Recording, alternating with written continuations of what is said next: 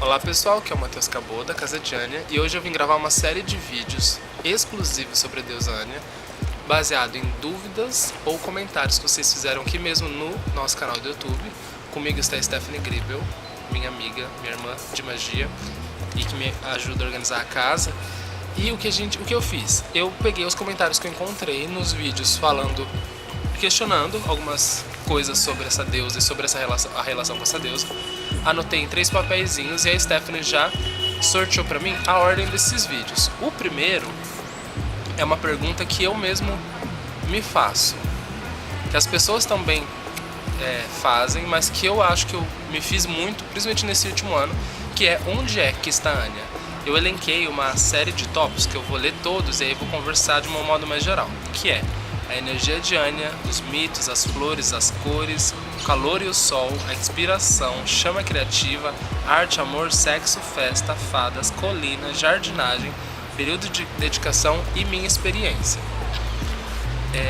Desde que eu comecei a cultuar a deusa Ania e decidi buscar por ela, tentar entender a energia dessa deusa em específico, de qualquer deusa, eu acho, é um processo de pura poesia, eu adoro falar isso, ou de pura metáfora, ou de pura busca por simbologias na nossa realidade atual, que nos remetem e que nos fazem criar uma fonte pessoal, energética, sentimental, com o que a gente sabe e resgata dessa deusa antiga.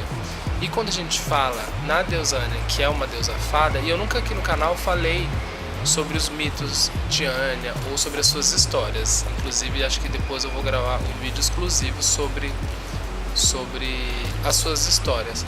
O que a gente tem de conhecimento dela primeiro, quando a gente vai nas buscas online, é de uma deusa que seria uma deusa fada, deusa do amor e etc. E quando você vai nos mitos, você tem histórias mais aprofundadas de uma deusa ninfa, de uma deusa que de fato era entendida enquanto deusa fada, de uma mulher sedutora, de uma mulher bela, de uma mulher bondosa, mas também de uma mulher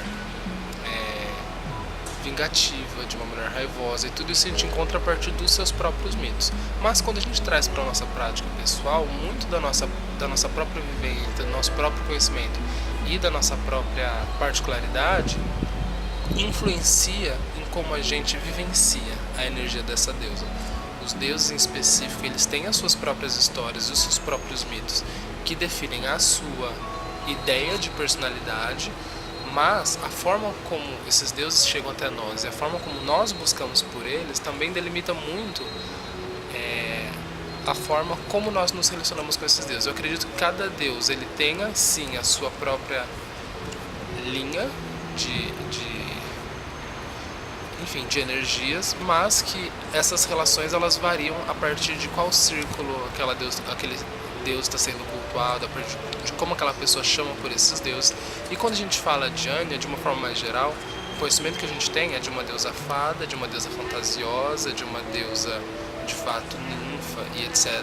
Quando você busca nos mitos, isso se torna um pouco mais palpável, com a ideia de uma protetora dos bosques, de uma protetora de uma colina em específico, de uma filha do deus dos mares, de uma mulher de muita beleza que eludibriava homens, tinha com eles filhos e, enfim, tecia os raios de sol, mas uma mulher que era independente, que não tinha consorte, e tudo isso vai dizendo pra gente a personalidade dessa deusa.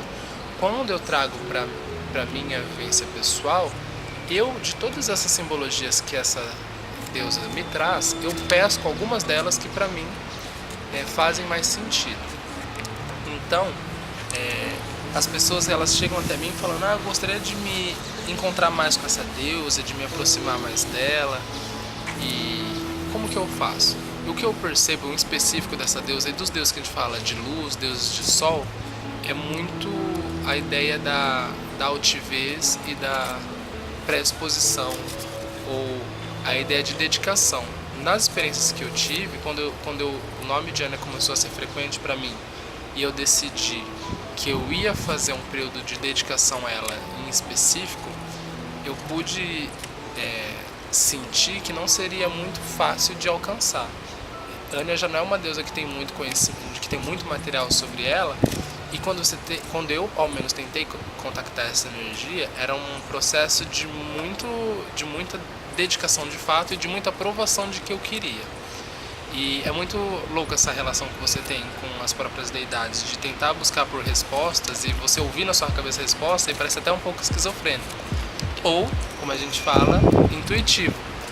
Mas eu venci a Anya de duas maneiras. Essa maneira de que eu tentava contatar por ela e de que eu percebia que ela não é o suficiente, não é o suficiente. E a casa de Anya foi inclusive um trato com ela de demonstrar esse de fato compromisso. E ao mesmo tempo, quando ultrapassa essa prova de que você merece o amor dela, de que você merece a atenção dela, de que você merece o seu conhecimento e etc. Quando eu olhei para trás, eu percebi como minha vida tinha se transformado completamente em um ano, e eu percebi que tudo isso era fruto dessa dedicação e dessa prova. Então, num primeiro momento, quando eu comecei a pesquisar por Anya, tentar entender mais a sua história e tentar entender por que é que esse nome pareceu recorrente para mim, foi um período em que eu tive que, de fato, me colocar numa posição de dedicado, de que eu quero, eu me esforço, eu demonstro, e de você fazer provações constantes para essa deusa.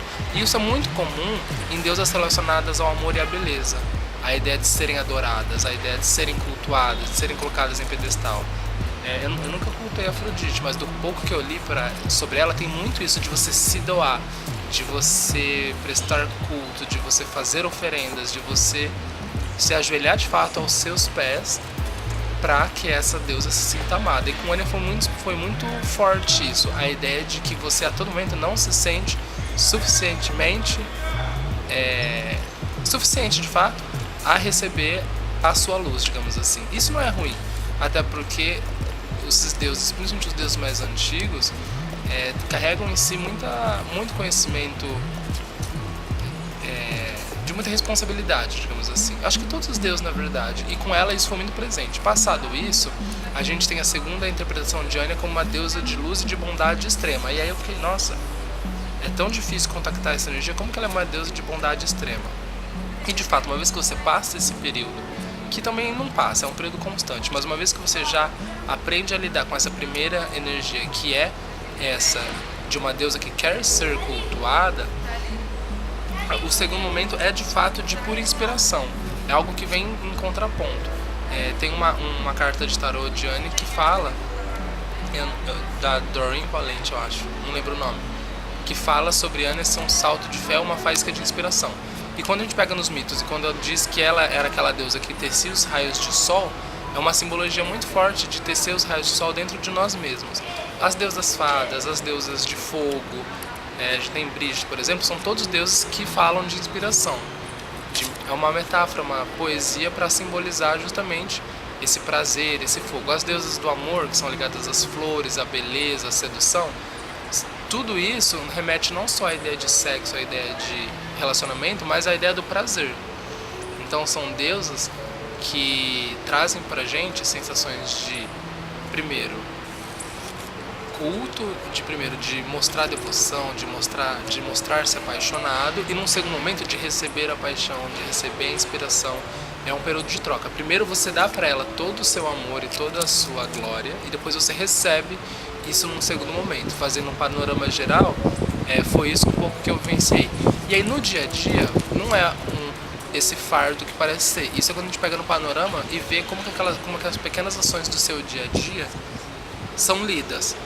Mas o interessante, quando você passa a cultuar uma deusa que é tão ligada à ideia das flores, à ideia dos campos, à ideia da beleza, contactar essa energia nada mais é do que trazer para o seu dia a dia simbolismos de pequenas belezas, simbolismos de pequenas luzes, simbolismos de pequenas criatividades, de arte, de cor, tudo que te aproxime de inspirações criativas e de fato te tire de uma vivência racional e te leve para uma vivência de poesia e de puro prazer.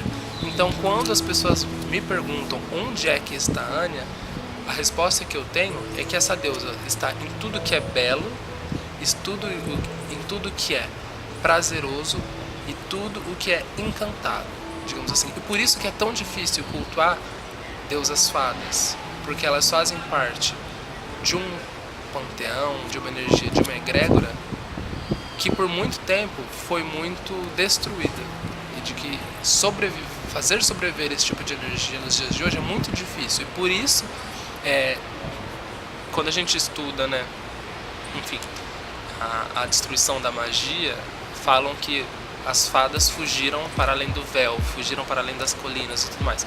Você trazer esses sentimentos de volta é a dificuldade, mas quando você conhece, é pura poesia. Então, quando vocês me perguntam onde é que está a Anya, como passo para cultuá-la, a primeira coisa que eu faço é vocês buscarem dentro de você, de fato, a sua real inspiração para querer cultuar essa deusa. Num segundo momento, demonstrar a ela de forma muito verdadeira essa sua paixão, e aí você fazer períodos de dedicação, de meditação, buscar ouvir a si mesmo, buscar ouvir essa energia, ao mesmo tempo sempre fazendo oferendas e mostrando também fisicamente, materialmente o quanto você quer isso. E no terceiro momento, tentar fazer uma manutenção e atrair para o seu dia a dia tudo que te dá prazer, tudo que te dá conforto, tudo que te apaixona, tudo que te inspira. Todas essas energias positivas que te remetem à ideia de luz, à ideia de alegria, à ideia de gozo da vida, são energias onde essa deusa aparece. Os mitos de Anya vão ter outras também leituras quando a gente faz recortes sociais, mas num primeiro momento, sonhei. Muitas pessoas chegam na casa dizendo que sonharam com Anya e que a partir disso querem entender melhor e atrair esses conhecimentos que esse sonho trouxe para o seu dia a dia. Atraia de fato com todo esse tipo de inspiração que eu falei para vocês. Fazendo um apanhado geral, quando a gente busca, muitas pessoas fazem perfis dos deuses, algo que eu não gosto muito.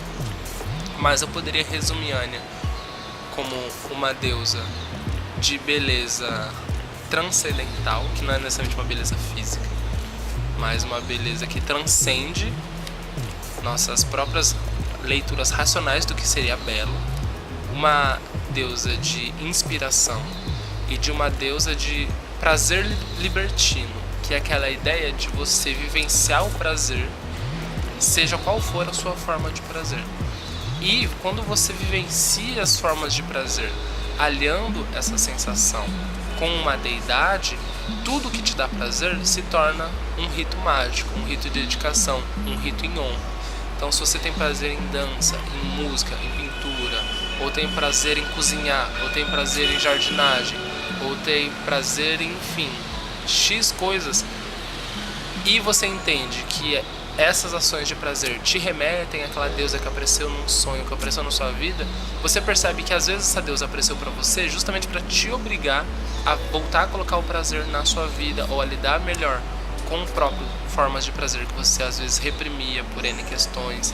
Enfim, os deuses aparecem na nossa vida de incontáveis maneiras. Contactá-los, identificar o que está acontecendo é difícil, conseguir a sua confiança é pior ainda, mas uma vez que a gente consegue encontrar o nosso espaço no meio de toda essa bagunça, a gente começa a ver como que as pequenas coisas que nos remetem a esses deuses, a essa deusa em específico, elas podem ser simplesmente poderosas. Acho que não ficou muito claro tudo que eu falei, pode ter ficado um pouco confuso, mas se você equipara o que me dá prazer e pegar o que te dá prazer, transformar em um ato em honra a essa deusa, que é uma deusa milenarmente conhecida como uma deusa de beleza e de prazer, você consegue começar a trazer a figura, a imagem, a palavra de Anya constantemente para a sua vida, principalmente aliado aos momentos positivos e de prazer. Ou seja, sempre que você tiver prazer, você vai lembrar dessa deusa. E aí, a partir daí, você vai conseguir desenvolver também a sua própria relação com essa deusa. Porque apesar de diversas pessoas cultuarem diversos deuses, cada culto individual, até quando essas pessoas fazem parte de um mesmo círculo, é individual, é uma relação específica. Então, basicamente foi isso que aconteceu comigo. E que quando as pessoas perguntam para mim onde está a deusa Anya, eu ainda tento buscar, mas eu identifiquei que em tudo que é inspirador, belo e prazeroso, eu vejo um pouco dela. Então façam esse exercício e mandem uma mensagem para casa de Anya sempre que vocês quiserem conversar. Um beijo, agora eu vou gravar o segundo vídeo.